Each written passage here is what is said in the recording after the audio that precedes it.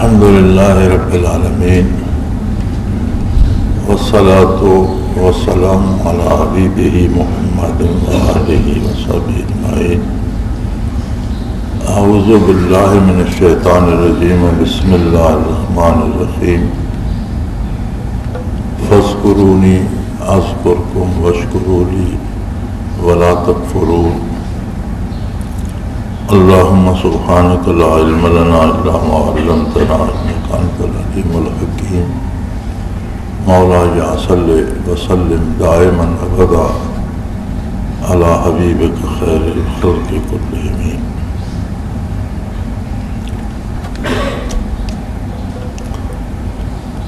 ارشاد باری تعالی ہے فاذکرونی اذکرکم، تم مجھے یاد کرو میں تمہیں یاد رکھوں گا، یاد کروں گا۔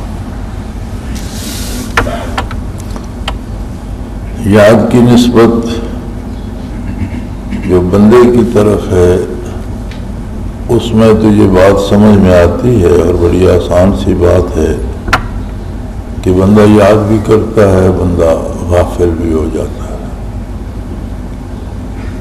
لیکن جب اللہ کریم کی طرف آتی ہے اذکرکم، میں تمہیں یاد رکھوں گا یا یاد کروں گا، تو وہ ذات ایسی ہے کہ اس پہ تو غفلت محال ہے۔ کسی لمحے کوئی چیز اس کے علم سے باہر نہیں ہے، اس کی قدرت کاملہ سے باہر نہیں ہے، پھر وہ ذات کیسے بھول سکتی ہے؟ قرآن حکیم میں جہاں کہیں اس طرح کی بات آئی ہے تو حضرت رحمۃ اللہ تعالی علیہ فرمایا کرتے تھے کہ اس سے معنی بعید مراد ہوتا ہے۔ معنی بعید وہ ہوتا ہے جو اس کام کا نتیجہ ہوتا ہے۔ جیسے ہم کسی چیز کو بھول جاتے ہیں تو اس کا نتیجہ کیا ہوتا ہے کہ جب ہمیں وہ یاد ہی نہیں ہوتی تو ہمیں اس کی پرواہ بھی نہیں ہوتی کہ وہ برباد ہو گئی یا کہیں تباہ ہو گئی یا کس کونے میں پڑی ہے، کہیں گھر کے کسی کونے میں ہے بھی یا نہیں۔ جب ایک چیز یاد ہی نہیں تو اس کے بارے کیسے ہوگا کہ آدمی یہ سوچے کہ وہ کہاں پڑی ہے یا کس جگہ ہے؟ اسی طرح جب اللہ کریم کی طرف یہ نسبت کی جائے کہ وہ یاد بھی رکھتے ہیں اور یاد نہیں بھی رکھتے، بھلا دیتے، تو اس سے مراد وہ ہوتی ہے کہ ایسے لوگوں کی انہیں پرواہ نہیں ہوتی کہ وہ کہاں تباہ ہو رہے ہیں، کس مصیبت میں ہیں، یا عقیدتاً یا عملاً کس تباہی سے دوچار ہو رہے ہیں، اس کی پرواہ نہیں کی جاتی۔ تو گویا کرم الہی کا منتظر رہنا، دعاؤں کی اجابت اور زندگی موت ما بعد الموت کی آسانیاں اس بات پہ منحصر ہیں کہ کوئی اللہ کریم کو کتنا یاد کرتا ہے، کتنا ذکر کرتا ہے اور کس خلوص سے، دل کی کس گہرائی سے یاد کرتا ہے۔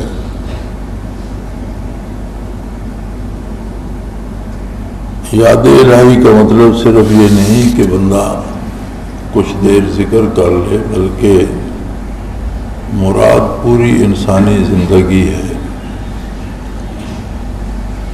کہ جوں جوں ذکر راسخ ہوتا ہے تو زندگی ایک مسلسل عمل ہے اور اس میں کوئی درمیانی راستہ نہیں ہے، یا اطاعت الہی کا راستہ ہے اور یا عدم اطاعت ہے، نافرمانی ہے، درمیان میں کوئی راستہ نہیں ہے۔ کوئی کام بھی ہم کرتے ہیں یا وہ اللہ کے حکم کے مطابق ہے یا اس کے خلاف ہے۔ تو ذکر سے مراد یہ ہے کہ ذکر میں وہ قوت آ جائے، اس قدر راسخ ہو جائے کہ زندگی کا کوئی کام بھی کرتے وقت عظمت باری پیش نظر ہو اور بندہ اپنی پوری کوشش کرے کہ وہ اسے احکام الہی کے مطابق انجام دے۔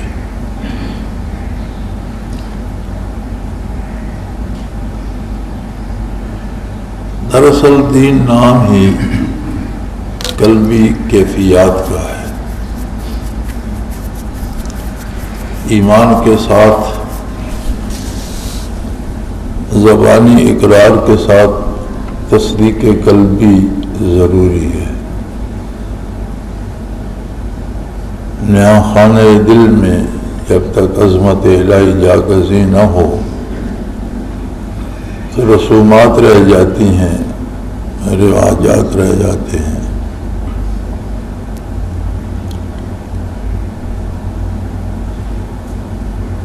کل ایک ساتھی مجھ سے پوچھ رہے تھے، ایک مولوی صاحب کی بات ہو رہی تھی، بہت اچھے پڑھے لکھے بڑے فاضل آدمی ہیں، وہ مجھ سے ملنے بھی تشریف لائے تھے، ان کے ساتھ تھے، تو انہیں ان سے اتنا ہی واسطہ پڑا کہ وہ انہیں گاڑی میں ساتھ لائے، یہاں کچھ دیر رہے اور پھر تشریف لے گئے۔ تو وہ بتا رہے تھے کہ نماز کا وقت ہو گیا، میں نے گاڑی روکی تو وہ اس کے خلاف تھے کہ رکتے کیوں ہو، خیر ہے نماز ہو جائے گی، قضا کر لیں گے، بعد میں پڑھی جائے گی، وقت ضائع نہیں کرو چلیں۔ میں نے کہا میں تو نماز پڑھوں گا، آپ پڑھ لیں، نہیں پڑھتے تو بیٹھے رہیں، جا کے پڑھ لیجئے گا، جو قضا کر لیجئے گا۔ اور پھر وہ مجھے بتانے لگے کہ عجیب بات ہے کہ جب بات کرتے ہیں تو قرآن و حدیث کے حوالے دیتے ہیں، واقعات بیان کرتے ہیں، لیکن پرائیویٹ زندگی میں دین سے مذاق کرتے ہیں، احکام دین سے مذاق کرتے ہیں۔ یہ بات میری سمجھ میں نہیں ہے۔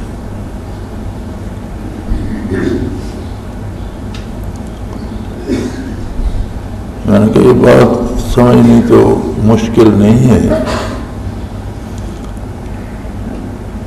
دین کو بحیثیت دین اختیار کرنا ایک اور بات ہے، اور دین کو پیشے کے طور پر اپنانا ایک اور بات ہے۔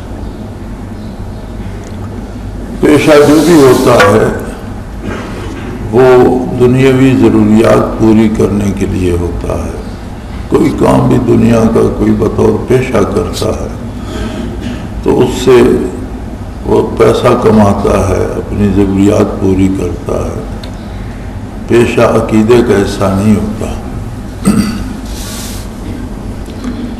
اور اس میں جائز و ناجائز، حلال و حرام تب دیکھتا ہے کہ اگر اسے دین بھی نصیب ہو۔ کوئی شخص اگر خود دین ہی کو پیشہ بنا لے تو پھر اسے حلال حرام جائز ناجائز کون بتائے گا؟ اور اس کی عظمت یا عقیدت جو ایک مومن کے دل میں ہوتی ہے، یا جو دین کو بطور دین اختیار کرتا ہے، بطور عقیدہ اور مذہب کے اپناتا ہے، جو ادب و احترام اس کے دل میں ہوتا ہے، اور ایک شخص دین کو بطور پیشہ اختیار کرتا ہے، اس کے دل میں اس طرح کا ادب کیسے ممکن ہے؟ مذاق ہی اڑائے گا، لوگوں کو بیوقوف ہی سمجھے گا۔ اور قرآن حکیم میں بھی ہے کہ سب سے برے وہ لوگ ہیں جو اللہ کی آیات کو چند ٹکوں کے عوض بیچتے ہیں، احکام الہی کو بیچ کر کھاتے ہیں۔ ہماری بدقسمتی یہ ہے کہ علماء حق کے ساتھ اس عید میں برائے نام اور نام نہاد اور پیشہ ور مولویوں کی کثرت ہو گئی ہے۔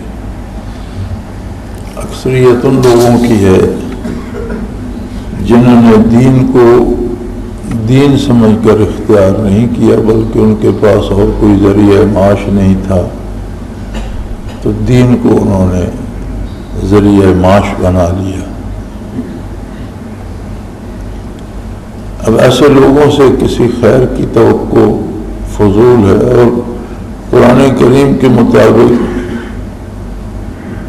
بدترین لوگ ہیں یشترون بآیات اللہ ثمنا قلیلا، چند ٹکوں کے عوض اللہ کی آیات کو بیچ کھاتے ہیں۔ ایسا بدنصیبی کا دور ہے کہ کوئی فتویٰ کسی چیز کے بارے آپ کو چاہیے تو فتویٰ فروش مل جاتے ہیں۔ علماء حق ہیں اور ضرور ہیں، اور انشاءاللہ قیامت تک رہیں گے، دین بھی قائم رہے گا، لیکن اکثریت پیشہ ور لوگوں کی ہو گئی ہے۔ پیشہ ور لوگ عملی زندگی سے بے بہرہ ہوتے ہیں، آخرت پہ یقین نہیں رکھتے، ضروریات دین ان کے یقین و ایمان کا حصہ نہیں ہوتی، چونکہ دین ایک پیشہ بن گیا تو اس میں وہ صرف آمد و خرچ کا حساب رکھتے ہیں کہ کیا بات کرنے سے کتنے پیسے ملے، کیا کام کرنے سے کیا آیا، کیا کھویا، کیا پایا، دولت دنیا کے حساب سے جانچتے ہیں۔ ایسے ہی لوگ ہیں جو ذکر کی تردید کرتے ہیں، منع کرتے ہیں لوگوں کو، ورنہ بندے اور اس کے مالک کے درمیان جو رشتہ ہے وہ واحد رشتہ ذکر اور یاد کا ہے، اس کے نام کی تکرار کا ہے۔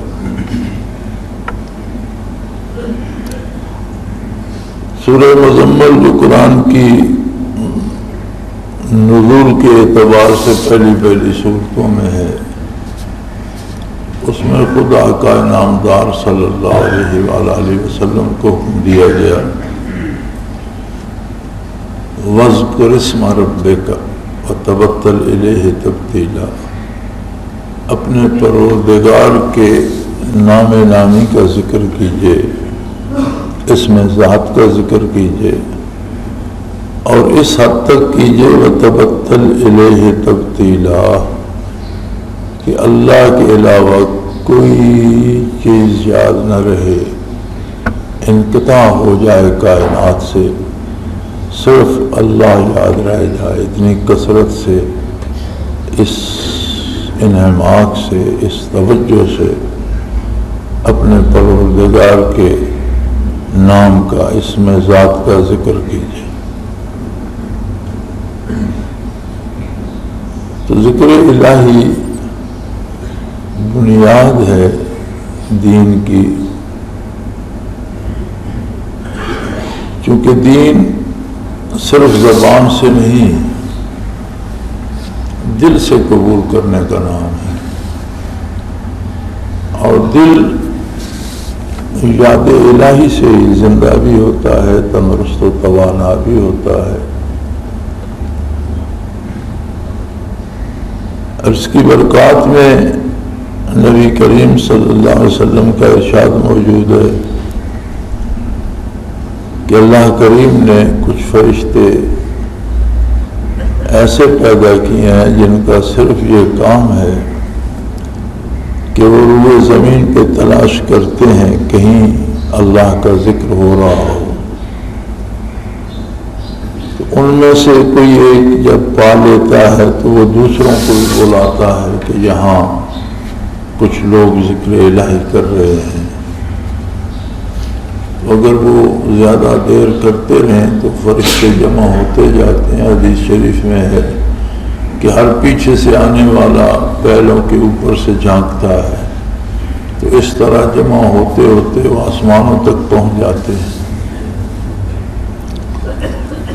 اور جب وہ محفل ختم ہوتی ہے تو واپس پہنچتے ہیں آسمانوں میں، تو اللہ کریم ان سے پوچھتے ہیں کہ تم لوگ کہاں تھے، کیا دیکھا، میرے بندوں کو کس حال میں پایا؟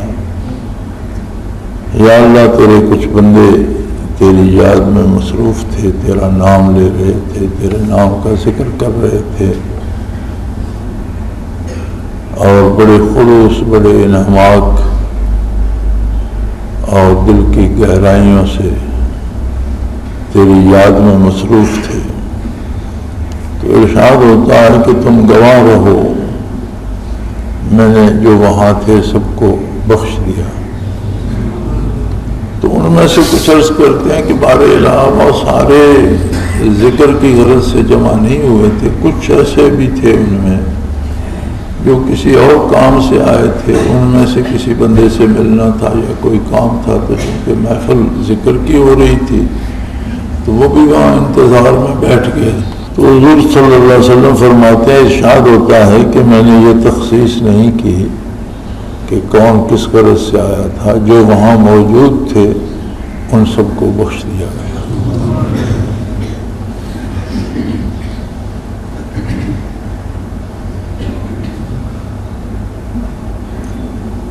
التعرف فی مقامات اہل تصوف ایک کتاب ہے جس میں انہوں نے اہل اللہ کی کرامات جمع کر دی ہیں، اور بڑے عجیب و غریب واقعات اس میں جمع کیے ہیں۔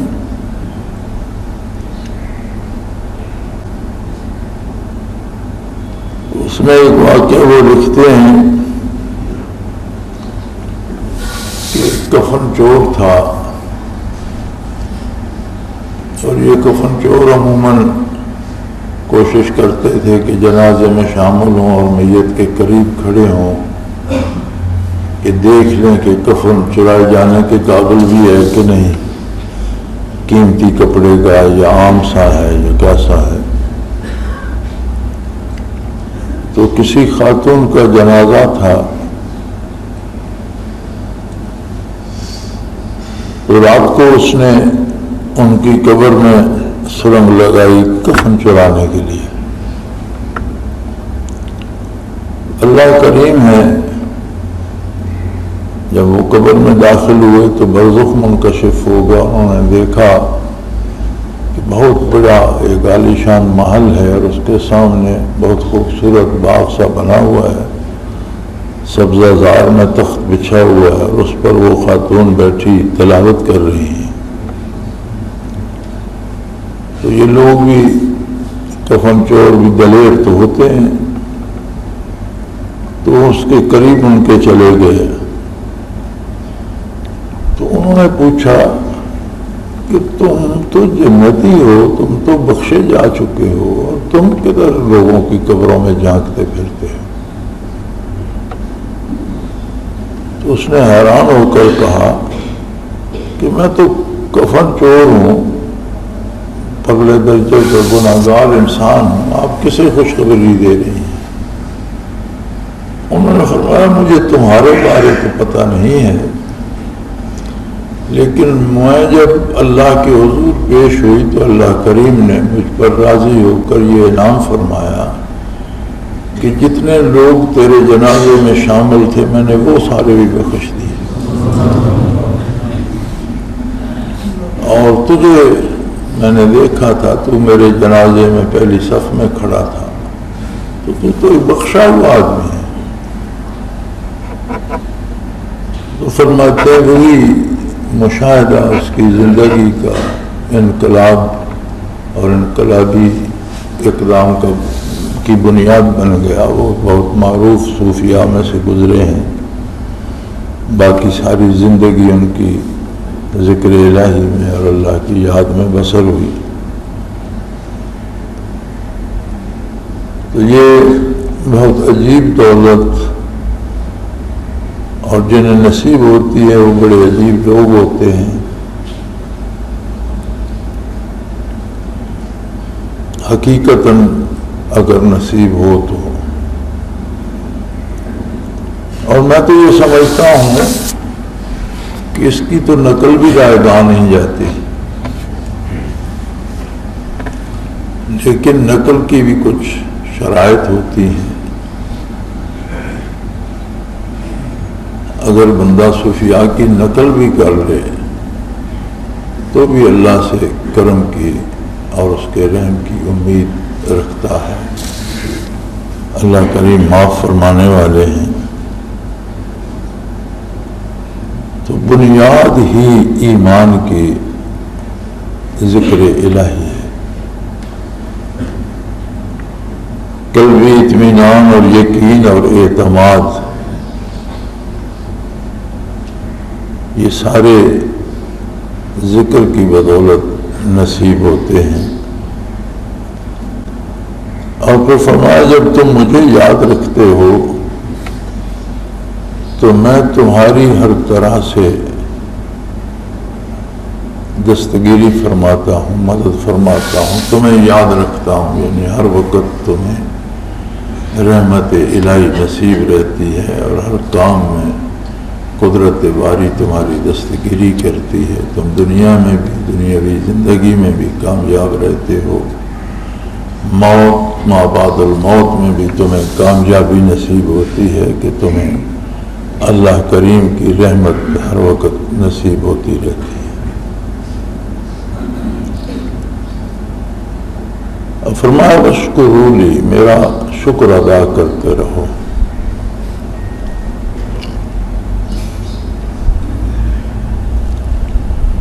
گویا ذکر دوام کو اللہ کریم نے ادائے شکر فرمایا ہے کہ اللہ کا شکر بندہ کیسے کر سکتا ہے. اس کی نعمتیں اتنی ہیں کہ بندہ گن نہیں سکتا. تو جب وہ شمار ہی نہیں کر سکتا کہ مجھ پر اس کے احسانات کتنے ہیں تو شکر کیا ادا کرے گا. لیکن بڑا اہم سوال ہے اور بڑے اس کے طویل جوابات بھی دیے گئے ہیں، مختلف جوابات دیے گئے ہیں کہ اللہ کا شکر کس طرح سے ادا ہوتا ہے اور بندہ کس طرح سے شکر ادا کر سکتا ہے. لیکن سب سے اچھا جواب وہی ہے جو خود اللہ کریم نے ارشاد فرمایا کہ فاذکرونی اذکرکم، تم مجھے یاد کرو، یاد رکھو، میں تمہیں یاد رکھوں گا. واشکروا لی، گویا اللہ کا ذکر کرنا، اللہ کو ہر لمحہ یاد رکھنا، ہر کام اللہ کے حکم کے مطابق اور اس کی یاد سے کرنا ہی ادائے شکر ہے. ولا تکفرون، میری ناشکری نہ کرو. میرا کرم اتنا وسیع ہے اور میرے احسانات تم پر اتنے ہیں اور میری ذات ایسی ہے کہ میری عظمت کو فراموش کرنا ناشکری ہے، میری عظمت سے غافل ہونا ناشکری ہے.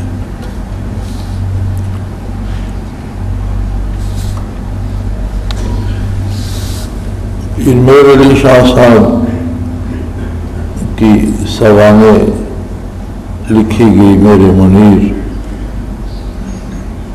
اس میں وہ ایک واقعہ لکھتے ہیں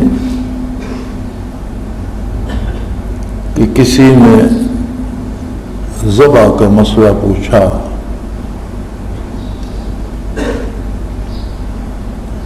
مجھے وہ مسئلہ سارا یاد نہیں ہے، مدت ہوئی دیکھے ہوئے.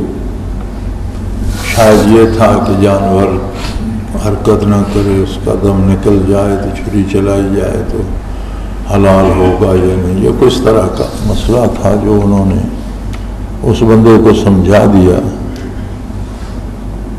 اب مسئلہ پوچھنے والا تو مسئلہ پوچھ کے فارغ ہو گیا تو پیر صاحب فرمانے لگے اہل محفل سے کہ دیکھو ایک جانور ہے اور وہ حلال ہے، لیکن اس کا دم اللہ کے نام کے بغیر نکل جائے تو حرام ہو جاتا ہے.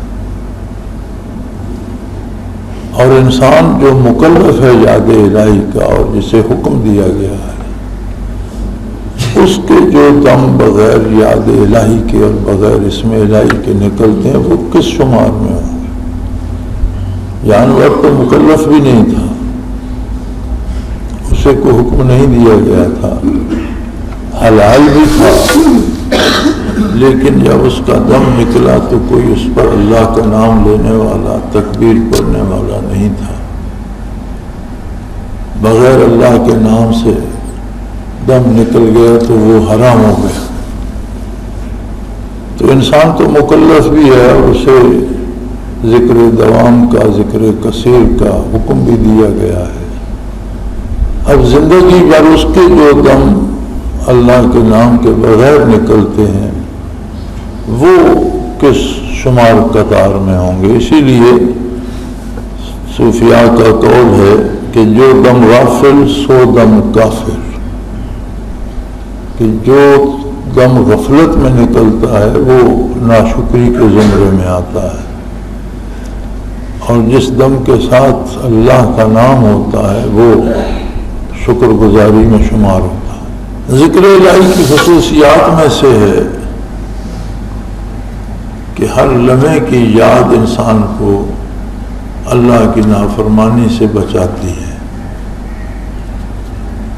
اور عظمت الہی کا استحضار جو ہے، عظمت الہی کو یاد رکھنا، یہی ایک علاج ہے کہ بندے میں وہ بڑائی یا فرعونیت پیدا نہیں ہونے دیتا۔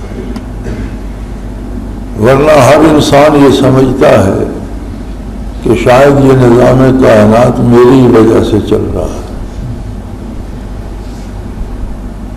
میری وجہ سے یہ ہو رہا ہے، میں ہوں تو فلاں کام ہو رہا ہے، میں ہوں تو یہ کر لیا۔ اس میں ہر بندہ گرفتار ہے۔ عجیب بات ہے، حیرت ہوتی ہے کہ حکمران سے لے کر خاکروب تک، اور بڑے سے لے کر چھوٹے تک، کاشتکار ہو یا مزدور ہو یا دکاندار ہو یا تاجر ہو، سیاستدان ہو یا حکمران ہو، ہر شخص اس غلط فہمی میں مبتلا ہے کہ میری وجہ سے یہ سارا کام چل رہا ہے، اگر میں نہ ہوں تو کچھ بھی نہ ہو۔ یہ ایک ایسی عجیب بات ہے جو از خود ہر بندے میں پیدا ہو جاتی ہے۔ آپ کسی کے پاس بیٹھ کر دیکھیں، کسی کی بات سن کر دیکھیں تو بالکل آپ محسوس کریں گے کہ یہ بندہ سمجھتا ہے کہ میرے بغیر تو کچھ بھی نہیں ہو سکتا۔ یہی وہ بنیادی مرض ہے جو انسان کو اپنی بڑائی میں مصروف کر دیتا ہے، عظمت الہی سے غافل ہو جاتا ہے۔ ذکر الہی کی یہ خصوصیت ہے، ذکر الہی کی یہ خصوصیت ہے کہ عظمت باری کا ادراک رہتا ہے۔ اگر کچھ امور اللہ کی ذات سے بندے نے وابستہ کر دیے ہیں، اس کی وجہ سے ہو رہے ہوتے ہیں، تو وہ یہ سمجھتا ہے کہ اس میں میرا کمال نہیں، یہ اللہ کریم کا کرم ہے کہ اس نے کچھ چیزوں کا سبب مجھے بنا دیا ہے۔ یہ کاریگر کی مرضی ہے کہ اس نے ایک اینٹ دروازے کے اوپر لگا دی ہے، لوگ اس کے نیچے سے گزر رہے ہیں، ویسے ہی ایک اینٹ اس نے دروازے کے نیچے لگا دی ہے جس کے اوپر سے لوگ پھلانگ رہے ہیں۔ یہ کاریگر کی مرضی ہے کہ کس کو اس نے کہاں جگہ دی ہے اور اس کے وجود سے کیا کام لے رہا ہے۔ اس میں کسی کی ذاتی بڑائی کا کوئی عنصر شامل نہیں۔ لیکن ان چیزوں کا پتہ تب چلتا ہے جب حقیقتاً یاد الہی دل میں جاگزیں ہو، اور ذکر دوام ممکن نہیں ہے برکات نبوی علیہ صاحب الصلاۃ والسلام کے بغیر۔ اگر برکات نبوت نصیب نہ ہو، کوئی ایسی ہستی نہ ملے جو امین ہو برکات نبوت کی، اور وہ توجہ دے کر دل میں القاء کر کے برکات نبوت سے روشنی نہ کرے تو ذکر دوام نصیب نہیں ہوتا۔ برکات نبوت ہی وہ دولت ہیں جو ذکر دوام عطا کرتی ہیں۔ اب آپ خود اندازہ کر لیجئے کہ اگر برکات نبوت نصیب ہوں تو آدمی پہ اتباع رسالت کی مزید کتنی اہم ذمہ داری آ جاتی ہے، اس کے لیے کتنا ضروری ہو جاتا ہے کہ زندگی کے ہر شعبے میں آپ صلی اللہ تعالی علیہ وسلم کی سنت پاک کو ہاتھ سے نہ جانے دیں۔ جہاں سے اور جتنی سنتوں کی خلاف ورزی ہوگی، ہر خلاف ورزی میں یہ خطرہ موجود ہے کہ کسی ایک سنت کی خلاف ورزی کی وجہ سے بھی ساری دولت ضائع ہو جائے، سب کچھ چھن جائے، یہ عین ممکن ہے۔ اللہ کریم سب سے غیور ہے اور غیرت الہی یہ گوارا نہیں کرتی کہ ایک شخص جان بوجھ کر عمدن سنت کا تارک بھی ہو، سنت کی خلاف ورزی بھی کرے اور پھر اس کا دل روشن رہے۔ اور جہاں کہیں یہ ہوتا ہے، کچھ لوگ بڑا عرصہ ذکر کرنے کے بعد پھر اس سے محروم ہو جاتے ہیں، اس کا سبب یہی بنتا ہے، اگر تلاش کیا جائے تو بنیادی سبب یہی بنتا ہے کہ زندگی میں خلاف سنت امور آ جاتے ہیں، بندہ ان میں گرفتار ہو جاتا ہے، اور غیرت الہی یہ گوارا نہیں کرتی کہ آپ کی سنتوں کی خلاف ورزی اور آپ کی برکات ایک جگہ جمع ہوں۔ جس طرح تاریکی اور روشنی ایک جگہ نہیں رہتی، نور اور ظلمت ایک جگہ نہیں رہتے، اسی طرح برکات نبوت اور آپ صلی اللہ علیہ وسلم کی سنت کی خلاف ورزی ایک جگہ جمع نہیں ہے۔ ہاں انسان ہے، بتقاضائے بشریت غلطی ہو جانا ممکن ہے، اللہ کریم معاف کرنے والے ہیں، اس سے درگزر فرماتے ہیں، لیکن عمدن اور ارادتاً خلاف سنت امور کو اپنا لینا یا ان میں دنیاوی لالچ کا آ جانا یا ان میں ہوس اقتدار کا آ جانا یا کسی دنیاوی نعمت کے حصول کے لیے سنت خیر الانام صلی اللہ علیہ وسلم کو ترک کر کے خلاف سنت راستہ اختیار کرنا، تو یہ چیزیں پھر اس دولت سے محرومی کا سبب بن جاتی ہیں۔ دنیا انسان کتنی بھی کما لے، اقتدار و وقار کتنا بھی حاصل کر لے، آخر وہ مشت غبار ہے اور اسے مٹی کے سپرد بھی کر دیا جاتا ہے، خاک میں ہی ملنا ہے اسے۔ آپ نے فاتح اور عالمگیر شہنشاہوں کے مقابر بھی دیکھے، فقیر و گداگر کو بھی دیکھا، ہر شخص زیر زمین جا رہا ہے۔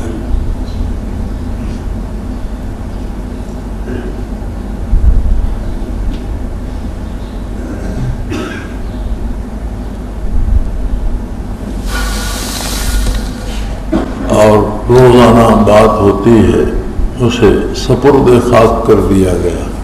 میں اگلے دن بھی سوچ رہا تھا کہ یہ عجیب لفظ استعمال کرتے ہیں، فلاں کو سپرد خاک کر دیا، سادہ سا لفظ کیوں نہیں کہتے اسے دفن کر دیا گیا؟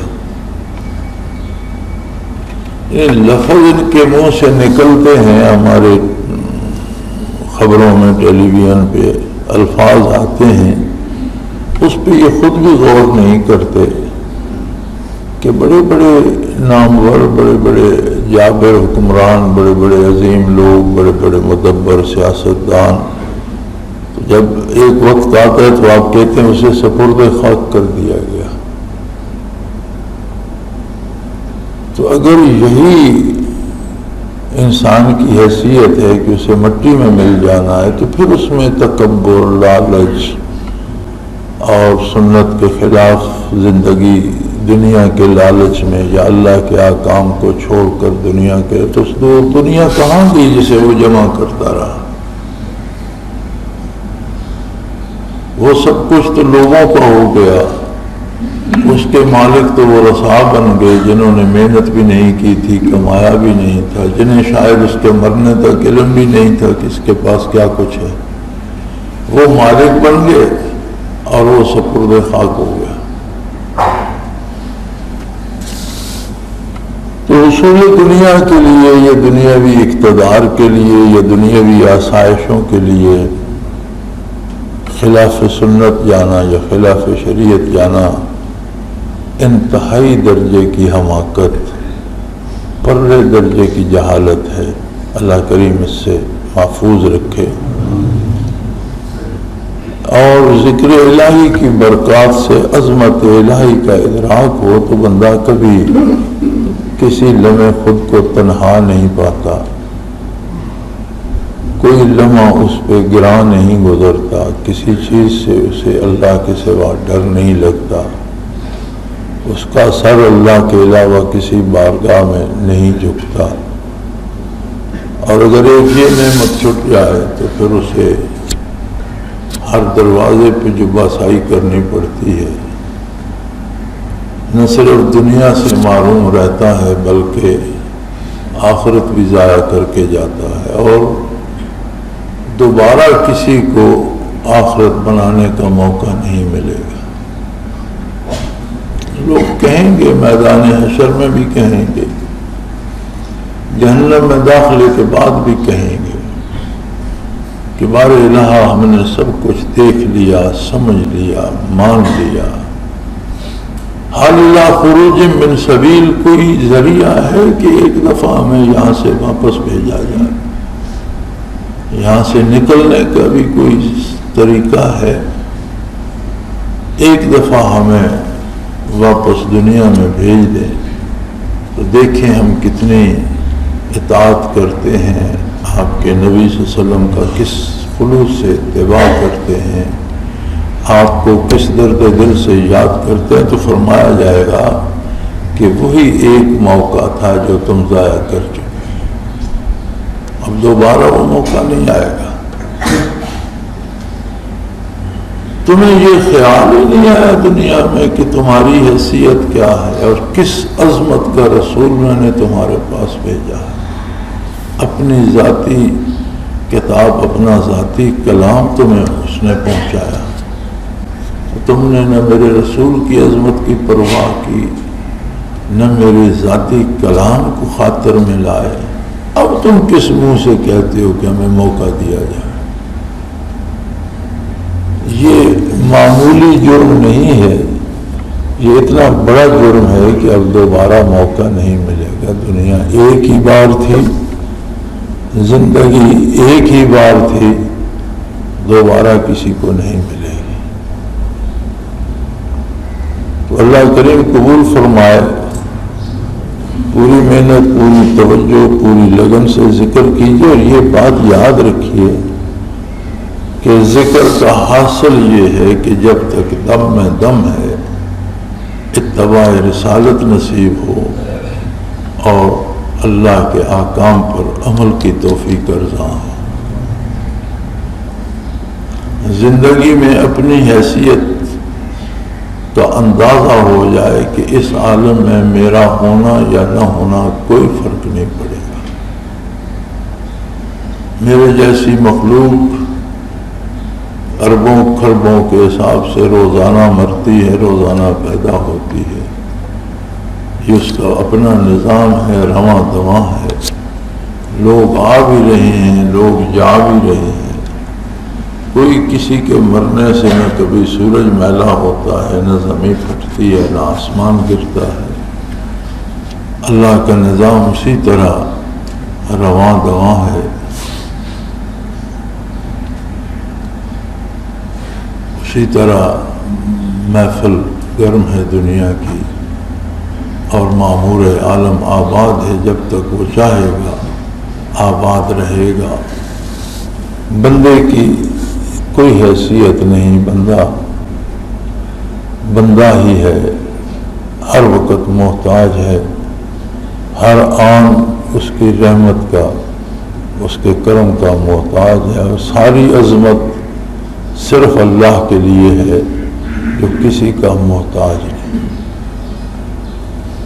اللہ کریم توفیق عطا فرمائے اپنی یاد کی، ذکر کی، اور توفیق عمل عطا فرمائے، اور رمضان مبارک کی ان مبارک گھڑیوں میں اسے شرف قبولیت بخشے، ہماری خطائیں معاف کرے، اور زندگی آپ صلی اللہ علیہ وسلم کے اتباع میں بسر کرنے کی توفیق عطا فرمائے، حق پہ موت نصیب فرمائے، اور اہل حق کے ساتھ حشر فرمائے۔ وآخر دعوانا الحمد للہ رب العالمین، الحمد للہ رب العالمین، اللهم ربنا لا تقتلنا برزقك ولا تهلكنا بعذابك واعف عنا برحمتك، اللهم ربنا لا تسلط علينا من لا يرحمنا، أنت ولينا في سفرنا وفي مالنا،